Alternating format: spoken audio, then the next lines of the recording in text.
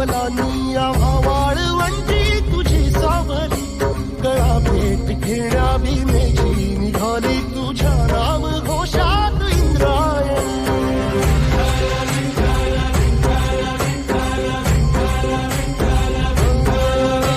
भिडे आसमंती ध्वजा वैष्णवांची उभी पंढरी आज नानावली, तुझे नाव ओठी तुझे रूप ध्यानी जीवाला तुझी आस गा लागली.